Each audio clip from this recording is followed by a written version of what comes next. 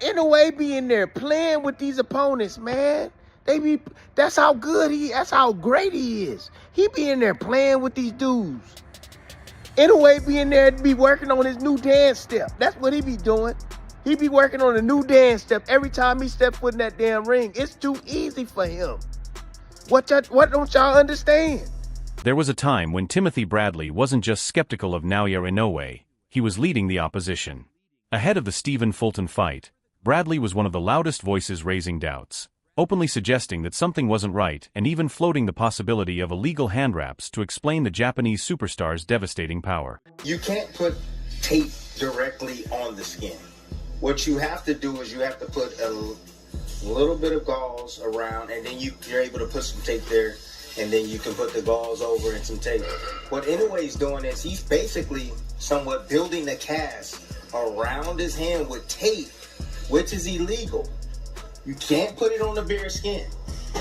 And after I watched that video, I was saying, my God, like, it's a lot of tape that he's putting around to protect his hand. And then he's going to put gauze, more tape, and gauze again, and more tape. That's called double stacking. You cannot do that in boxing. I don't know who let him get away with that in Nevada or wherever he fought. It's not right. It's basically, I'm sure his punch is probably intensified by times 10 when he hits his opponents. But after watching Inoue dismantle champion after champion, the Hall of Famer has completely flipped the script. He hasn't just become a believer, he's become the messenger of a terrifying truth for the rest of the boxing world. According to Bradley, we're not simply witnessing a great fighter. We're watching a glitch in the sport itself. A man whose mastery of technique is so advanced that he's no longer competing against his opponents. He's competing against his own boredom. Naoya Inoue is Fighter of the Year 2025. I already fought 4 times this year, ladies and gentlemen, 4 times. Hey, yo, that's they don't do that no more. Right? 4 times this year. 27 championship fights, ladies and gentlemen. 27 championship fights. Has defended his Ring Magazine title. Tying Larry Holmes. 42 years. 42 years tying Larry Holmes. 42 years. It took 42 years. Ladies and gentlemen, Naoya Inoue is an extraordinary fighter, walking Hall of Famer, beautiful talent, go for the gusto, entertaining, and he pitched a masterclass. What is it? Y'all didn't like the masterclass? What happened? All of a sudden, y'all want to discredit a 12-round Picasso type of performance? Don't certain American fighters, when they fight like Inoue did today, but they play a little bit more safe and they go 12 rounds, y'all want to call it, oh my God, that's a masterclass. Oh my God, he pitched a shutout. Oh my God, that's the sweet science. But when it comes to Inoue, because of his standards, right? You expect knockouts from Inoue. You expect monster from Inoue. The most shocking takeaway from Bradley's recent analysis isn't how hard Inoue punches, but why he sometimes doesn't. After Naoya Inoue's latest fight against Alan David Picasso, critics were quick to point out that the monster didn't score an early knockout. They called it a struggle. They called it an off night. But Bradley saw something very different, and frankly, far more frightening than a quick KO. He argued that Inoue wasn't struggling to find the target at all. He was deliberately extending the fight, not out of necessity, but out of boredom. What the hell going on with these people, man? I just watched the Inoue fight. What the hell y'all watching? What the hell this dude didn't do? What the hell this dude do wrong? He beat the brakes off of Picasso. That Inoue be in there playing with these opponents, man. That's how that's how great he is. He be in there playing with these dudes. Inoue be in there to be working on his new dance step. That's what he be doing. He be working on a new dance step every time he step foot in that damn ring. It's too easy for him. What don't y'all understand? Shit, he get bored in there.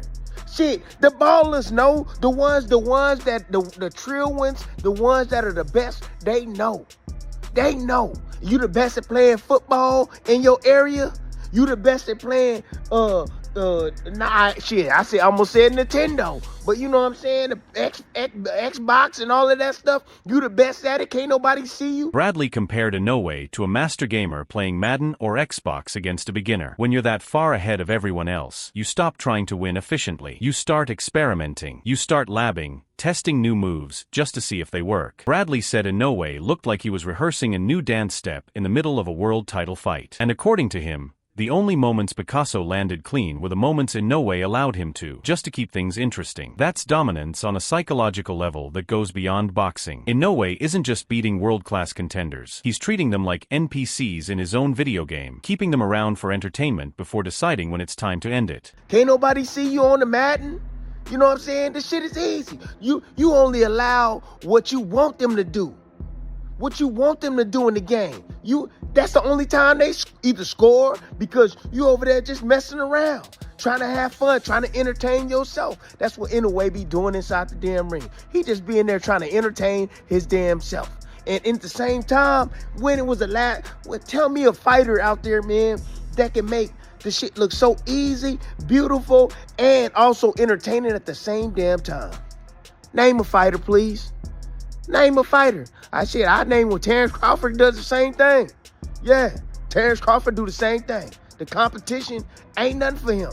So how does he get away with this kind of arrogance without being punished? This is where Bradley delivers his most technical insight, a concept he calls the autocorrect feature. In boxing, when a fighter throws a full power shot and misses, they're usually vulnerable, off balance, exposed, and wide open for a counter. But Bradley says Inoue breaks that rule entirely. He has a rare mechanical ability to instantly reset his feet the moment a punch misses. It's almost robotic. Even when Inoue commits fully to a knockout blow and comes up empty, his body autocorrects immediately. He's never off balance. Never out of position. For an opponent, it's a nightmare. They see Inoue swing and miss, and instinct screams, "Now is my chance." But by the time they fire back, Inoue has already reset the lock. The opening never existed. That autocorrect balance is what allows him to stand right in front of dangerous fighters, stay in the pocket, and erase every offensive option they think they have. Inoue took everything away from this dude. The only time Picasso would land anything was when Inoue allowed him to. Inoue could have easily outboxed him, didn't even get touched at all. But shit, he going for the knockout. That's what Inoue does. He tries to go for the knockout. But this dude was tough. You know, he Hispanic. He tough as hell. He took body shots, uppercuts, left hooks, right hands. All night long. And sometimes these guys just don't want to go. And that's just what it is. This was a tough-ass prospect, right? This is opportunity, right, of a lifetime, man, to try to beat this man. But Inoue in there playing with him. It's crazy. So don't listen to these people, man. These other people that be talking, trying to put this man Inoue is cold, man. Cold. I'm letting y'all know. Cold. That was a hell of a performance by Inoue. He didn't get the stoppage, but damn, I was like, man, what he gonna do? Shit, I was waiting on him to do a damn backflip and then punch the man. Shit, I was waiting on him to do a windmill or something in the ring, get up and punch the dude. Shit, that's how good Inoue is. That perfect balance leads directly to the trait that terrified Bradley in the first place, the power. Bradley has said Inoue's power is off the charts, but he finally explained why. It isn't just arm strength or hand speed, it's ground-up stabilization. Because Inoue's feet are always perfectly positioned thanks to that autocorrect mechanic, he can generate torque that fighters his size simply shouldn't be able to produce. Most fighters at 122 pounds have to sacrifice balance to create maximum power, throwing their entire body into a punch. Inoue doesn't.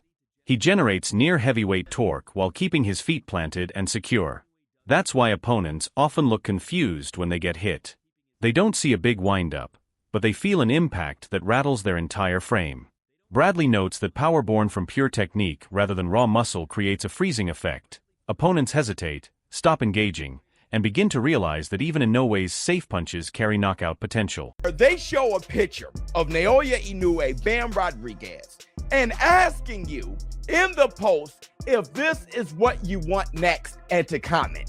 Listen, I want to make this 100% clear and drive this home. You boxing fans, the days And the times of when you say he can do what he wants, it's up to the boxer. The days and the times of you guys being controlled and manipulated. I keep telling you guys that it's on you, the war room. As far as the boxer, if the boxer wants money, if the boxer wants to be seen as great, it is all up to the boxing fan. Hit the Tyson bell.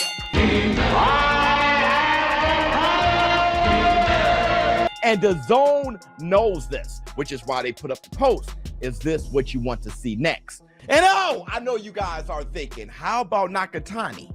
Inoue versus Nakatani was supposed to be next. You guys saw how the main event was Inoue and the co-main was Nakatani to set up a fight between the two right after. But whoop, we switched gears. Why? Because Hernandez got robbed. Hit the Tyson bell. For all of you out there who was trying to go up against the war room saying, hell no, Nakatani really won that fight, Hernandez wasn't robbed, then why the pivot?